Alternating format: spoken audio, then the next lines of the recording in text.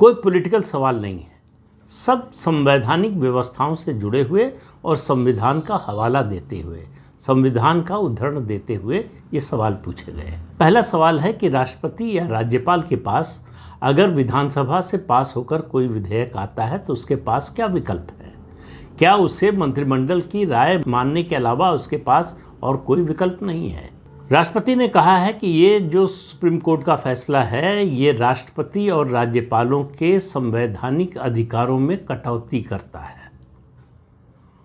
और ये उन्होंने कहा नहीं है, मैं कह रहा हूँ, इसका मतलब ये है कि सुप्रीम कोर्ट को राज्यपाल और राष्ट्रपति के अधिकारों में कटौती का अधिकार नहीं है। तो जो आर्टिकल 143(1) के तहत सलाह मांगी है राष्ट्रपति ने, इसको प्रेसिडेंशियल रेफरेंस भी कहते हैं। अगर आपको याद हो, भूले ना हो, राम जन्मभूमि के मामले में भी राष्ट्रपति के जरिए, क्योंकि सरकार सीधे नहीं मांग सकती, राष्ट्रपति के जरिए मांगती है, प्रेसिडेंशियल रेफरेंस भेजा जाता है और सुप्रीम कोर्ट से सलाह मांगी जाती है, कानूनी और संवैधानिक सलाह।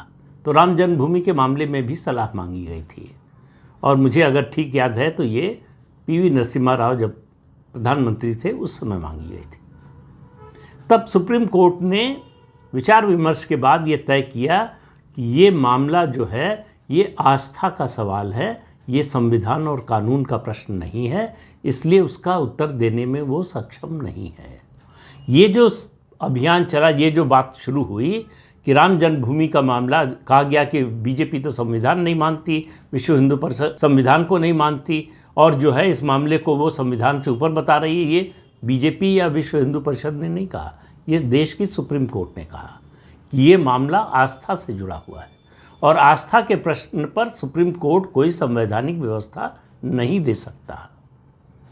तब से ये शुरू हुआ कि राम जन्मभूमि का मामला या फिर किसी भी धर्म और मजहब से जुड़ा हुआ इस तरह का मामला जो है, वो आस्था से जुड़ा हुआ जो भी मामला है वो संविधान और कानून के दायरे से बाहर जाता है। अब ये जो सवाल 14 पूछे हैं राष्ट्रपति ने, इसका जवाब देने के लिए सुप्रीम कोर्ट को संविधान पीठ बनानी पड़ेगी। ये 5 जजेस की संविधान पीठ की व्यवस्था बनाई गई थी तब सुप्रीम कोर्ट के कुल जजों की जो संख्या है वो बहुत कम हुआ करती थी। उस समय 12 या 13 हुआ करती थी। अब सुप्रीम कोर्ट फुल जो बेंच है CJI सहित, उसकी संख्या, उसकी जो है स्ट्रेंथ 34 हो गई है, इस समय 33 है।